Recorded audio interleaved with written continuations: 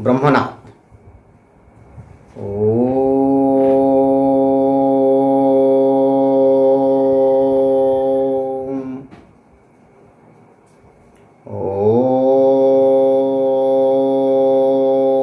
शांति शांति शांति। स्वस्थ पिलाने आज कालांशरे आपण मानक स्वागत तथा अभिनंदन। आमर आगामी अक्टोबर मासरे आपणकर 8 तारिख रु 15 तारिख पर्यंत प्राक मनन परीक्षा अनुष्ठित होब। शिक्षा विकास समिति योजना अनुसार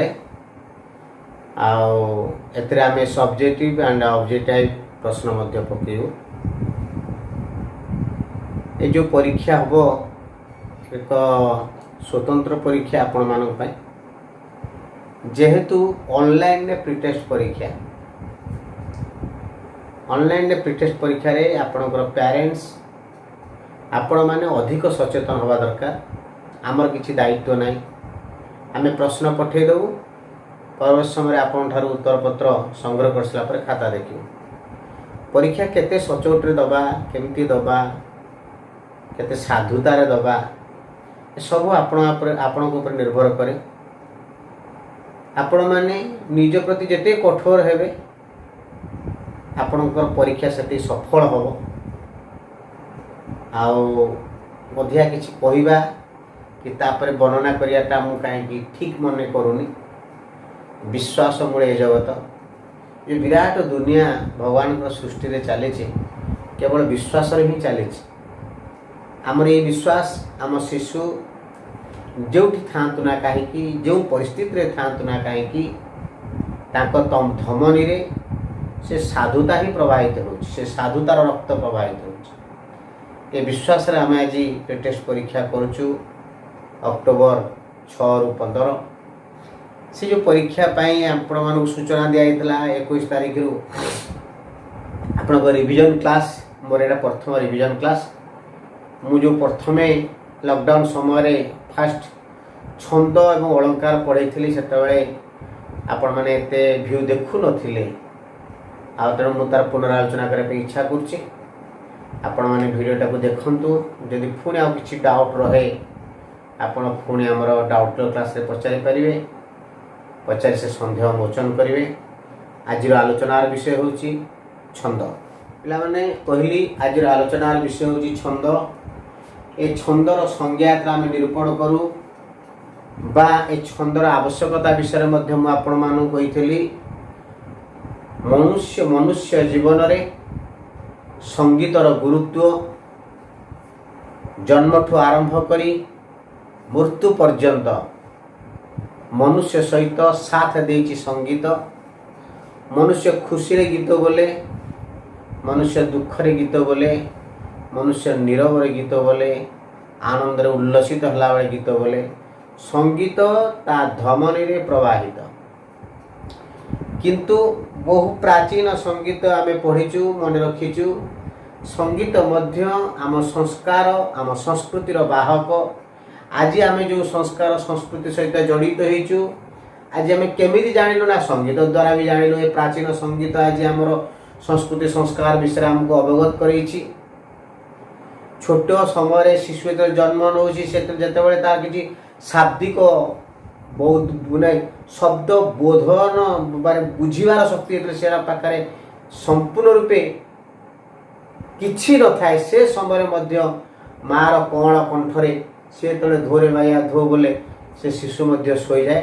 संगीतर प्रभाव होचे या मु पाठ पढ़ला बेले कहितली। जो संगीत कथा आमे कहूचु ये आजिकाली माने विषय नुहे, ये वैदिक जुगुरु आसीची। ए संगीत वेद रे ऋग यजुर साम ये जो तीनोटी वेद हमर प्राचीन वैदिक जो ऋषि माने वेद को त्रय बोली कहंदी। त्रय कहबार उद्देश्य वेद होची मात्र वास्तव में तीनोटी ऋग यजुर साम। परवर्ती समय अथर्ववेद ग्रहण करा जायतिला। साम वेद रे सांगीतिकता विषय वर्णना करा जायछि, आपण माने जानिथिबे। तो ए संगीत कथा जो हम आपण आगे उपस्थापन करूछु या होची अति प्राचीन विषय। आउ ए संगीतर ए संगीतर प्रचार प्रसार पाई आमे छंद को सहाय्य नहींचु। छंद कहले कौन पिला माने पद्य बा कविता रचना करिवार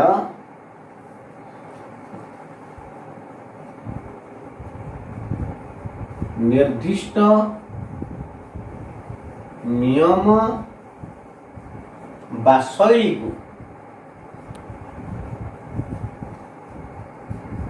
छंद कहा जाए। एक कथा मैं आपण कही छंदर छंद पद्य बा कविता रचना करिवार निर्दिष्ट नियम बा शैली को छंद कहा जाए। जो छंद कहा जाए कहली ये छंद साधारणतः दुई प्रकार, गोटे हूँ मित्राक्षर आ गोटे हूँ अमित्राक्षर। पिलाने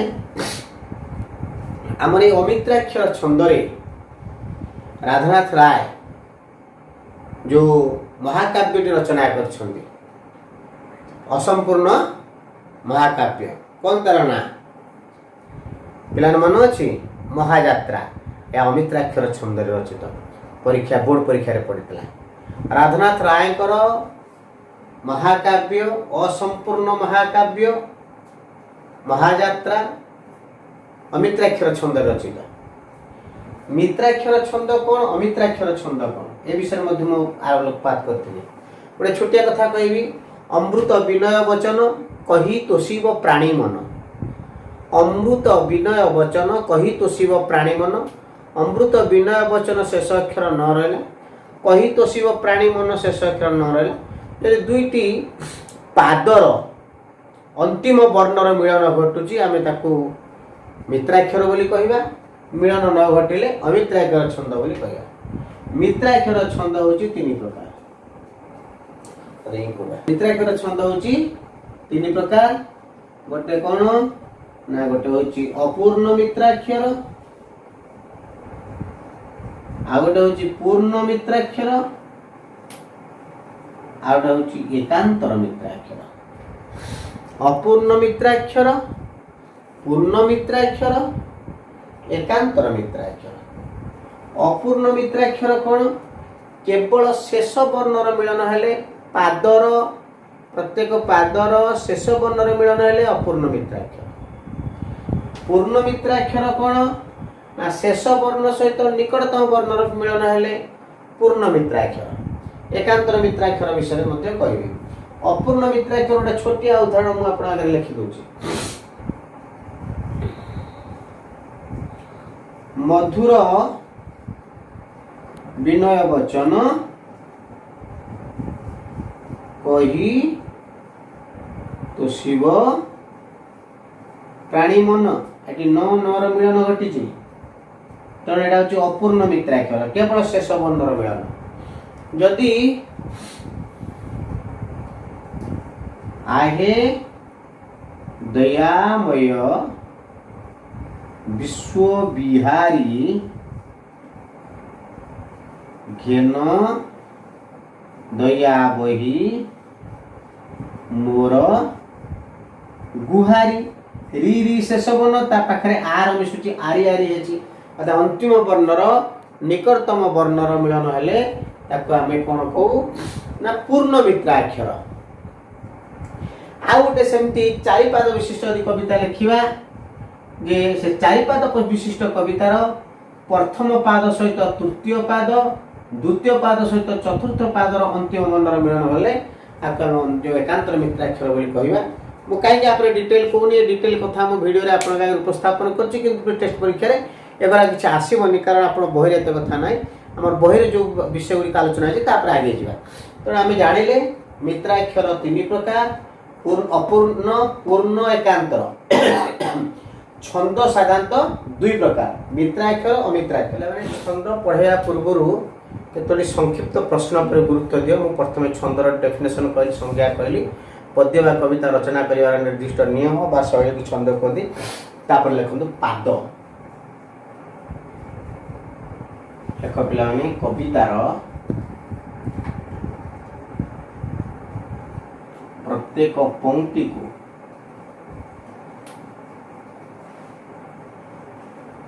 पाद कहते। तापरे पाद परे तापर जानिबे पाद पर आप जानवे जति लेख जति क्या कहा जाए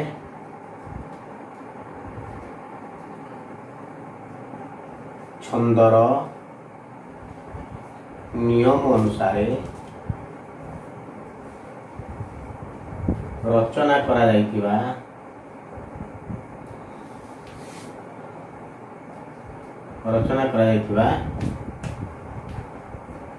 कविता को गायक गान करिबा समय रे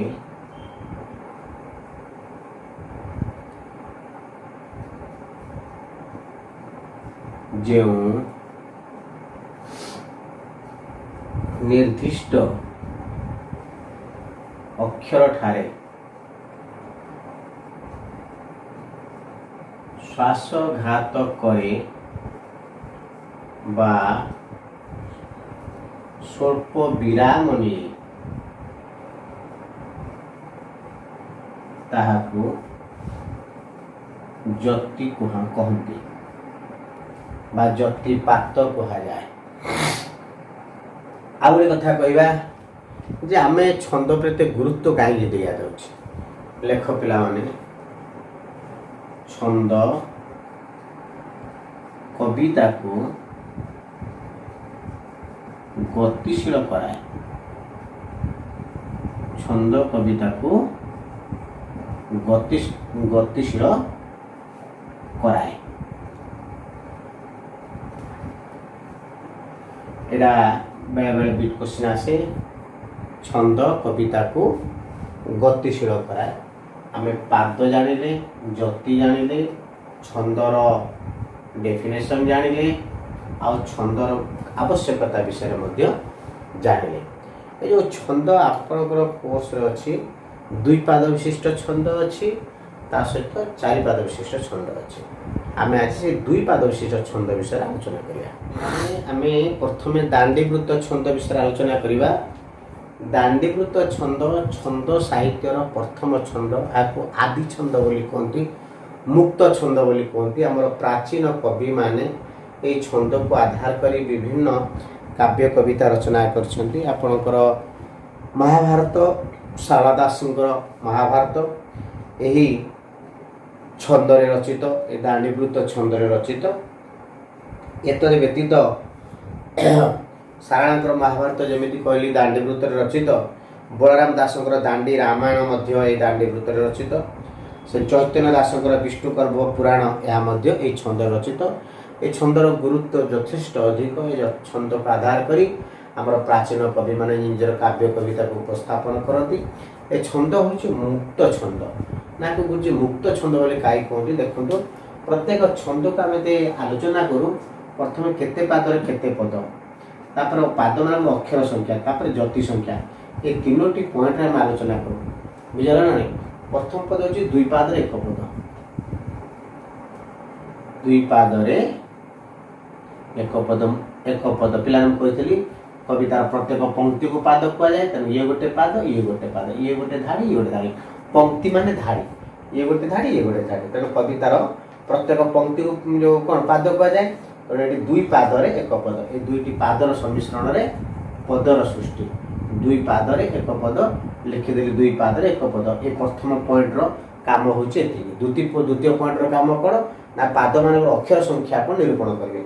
एट लिखिए प्रत्येक पादर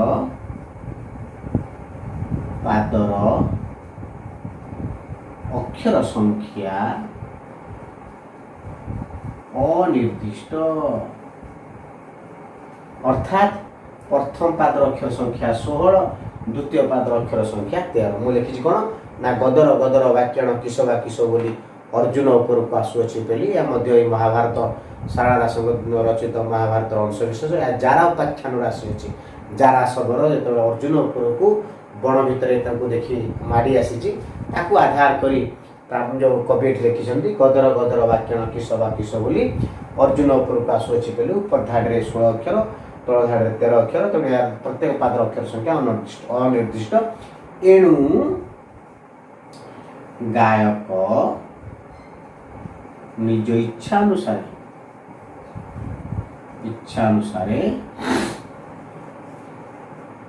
ସ୍ୱର ଲମ୍ବାଇ କବିତା ଗାନ କରେ। ବୁଝିଲା ପିଲାମାନେ? ଆଉ ଥରେ କହିଦେଉଛି, ଦୁଇ ପାଦରେ ଏକ ପଦ, ପ୍ରତ୍ୟେକ ପାଦର ଅକ୍ଷର ସଂଖ୍ୟା ଅନିର୍ଦ୍ଦିଷ୍ଟ, ଗାୟକ ନିଜ ଇଚ୍ଛା ଅନୁସାରେ ସ୍ୱର ଲମ୍ବାଇ କବିତା ଗାନ କରେ।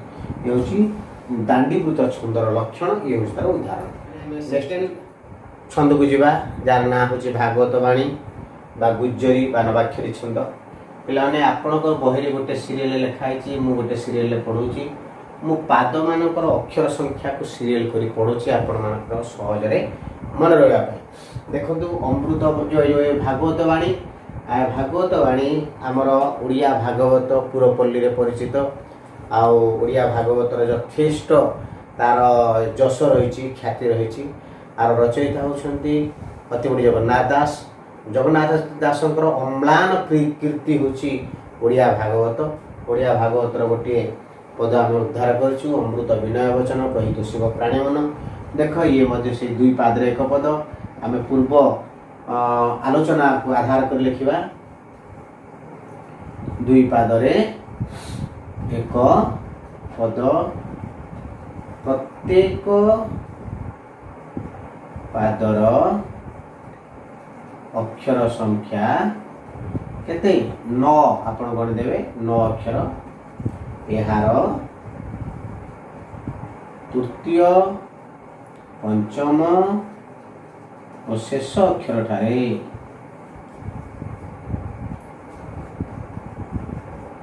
ଯତିପାତ ହୁଏ। ବୁଝିଲା ପିଲାମାନେ? ଯେ ଦୁଇ ପାଦରେ ଏକ ପଦ, ପ୍ରତ୍ୟେକ ପାଦର ଅକ୍ଷର ସଂଖ୍ୟା 9, ଏହାର ତୃତୀୟ, ପଞ୍ଚମ, ଶେଷ ଅକ୍ଷର ଯତିପାତ ହୁଏ। ଏହାକୁ ଭାଗବତ ବାଣୀ, ଗୁଜ୍ଜରୀ ବା ନବାକ୍ଷରୀ ଛନ୍ଦ ମଧ୍ୟ କହନ୍ତି। ନେକ୍ସଟ ଆଉ ଗୋଟିଏ ଆଲୋଚନା, ଦାଣ୍ଡିବୃତ୍ତ ବିଷୟରେ ଆଲୋଚନା କଲେ, ଭାଗବତ ବାଣୀ ବିଷୟରେ ଆଲୋଚନା କଲେ। ଦାଣ୍ଡିବୃତ୍ତର ପ୍ରତ୍ୟେକ ପାଦର ଅକ୍ଷର ସଂଖ୍ୟା ଅନିର୍ଦ୍ଦିଷ୍ଟ। ସେକେଣ୍ଡରେ ଆମେ ଆଲୋଚନା କଲେ ଭାଗବତ ବାଣୀ, ଯାହାର ଅକ୍ଷର ସଂଖ୍ୟା 9। ତାପରେ ଆମେ ଆସିଲେ କୋଉଠିକି ନା ନଟବାଣୀ ବା ବିଭାସ କେଦାର। ଇଏ ମଧ୍ୟ ଏକ ପ୍ରମୁଖ ଛନ୍ଦ, ପ୍ରାଚୀନ ଛନ୍ଦ।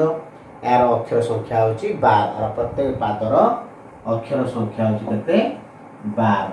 ତ ମୁଁ ତମକୁ କହିଥିଲି ପ୍ରତ୍ୟେକ ପାଦର ଅକ୍ଷର ସଂଖ୍ୟାର କ୍ରମରେ ମୁଁ ଆପଣମାନଙ୍କ ଆଗରେ ଛନ୍ଦ ଉପସ୍ଥାପନ କରୁଛି। ତେଣୁ ଏଇଟା ହେଉଛି 12 ଅକ୍ଷର। ପୂର୍ବରୁ ପଡ଼ିଥିଲା 9 ଅକ୍ଷର, ଏବେ ପଡ଼ିଲା 12 ଅକ୍ଷର। ଏ ନଟବାଣୀ ବିଭାସ କେଦାର ଛନ୍ଦ ବିଷୟରେ ମୁଁ ଆପଣଙ୍କ ଆଗରେ ଟିକେ କହିବି ଯେ ଆମର କୈବର ରାଧାନାଥ ରାୟ ଯେଉଁ ଚିଲିକା କାବ୍ୟ ରଚନା କରିଛନ୍ତି, ଆପଣ ବି ଚିଲିକା କାବ୍ୟ ପଢ଼ିବେ। ଯେ ଚିଲିକାର ସାୟନ୍ତନ ଦୃଶ୍ୟ ମୁଁ ପଢ଼ି ସାରିଲେଣି, ଆପଣ ତାକୁ ମଧ୍ୟ ଏହା ମଧ୍ୟ ନଟବାଣୀ ବିଭାସ କେଦାର ଛନ୍ଦରେ ରଚିତ। ଏହାର ଅକ୍ଷର ସଂଖ୍ୟା ସବୁ 12। ତେଣୁ ଏହା ଦୁଇ ପାଦରେ ଏକ ପଦ। ଦେଖନ୍ତୁ, ଦୁଇ ପାଦ ଲେଖା ହେଇଛି, ଇଏ ଗୋଟେ ପଂକ୍ତି, ଗୋଟେ ପଂକ୍ତି। ଆମେ ଲେଖିବା ଦୁଇ ପାଦରେ ଏକ ପଦ, ପ୍ରତ୍ୟେକ ପାଦର ଅକ୍ଷର ସଂଖ୍ୟା 12। ଏହାର ତୃତୀୟ, ପଞ୍ଚମ, ତୃତୀୟ, ଷଷ୍ଠ, ନବମ ଓ ଶେଷ ଅକ୍ଷରଠାରେ 3 3 3 ଶେଷ ହେଲା। ଏହାର ତୃତୀୟ, ଷଷ୍ଠ, ନବମ ଓ ଶେଷ ଅକ୍ଷରଠାରେ ଯତିପାତ ବୁଝିଲା। ଉତ୍କଳ କମଳା ବିଳାସ ଦୀର୍ଘିକା, କରାଳ ମାଳିନୀ ନୀଳାମ୍ବୁ ଚିଲିକା, ପ୍ରାଚୀ ମୂଳ ଏବେ ମିନଜି ବିନାବେ, ଛାୟାକାରେ ଚିତ୍ର ଦିଶେ ଠାବେ ଠାବେ। ବାସ୍ ବୁଝିହେଲା। ତେଣୁ ଆମେ ଯେତେବେଳେ ଗୋଟିଏ ଛନ୍ଦକୁ ଆଲୋଚନା କରୁଛେ, ପ୍ରଥମେ ତାର ପାଦର ଅକ୍ଷର, କେତେ ପାଦରେ କେତେ ପଦ, ଅକ୍ଷର ସଂଖ୍ୟା, ପାଦମାନଙ୍କର ଅକ୍ଷର ସଂଖ୍ୟା, ତାପରେ ଯତି ନିରୂପଣ। ଏତିକି ଆପଣ ପ୍ରିପାରେସନ୍ ହୁଅନ୍ତୁ। ନେକ୍ସଟ ପିରିୟଡ଼ରେ ଆମେ ଛନ୍ଦର ଆଉ ଅବଶିଷ୍ଟ ଛନ୍ଦ ବିଷୟରେ ଆଲୋଚନା କରିବା।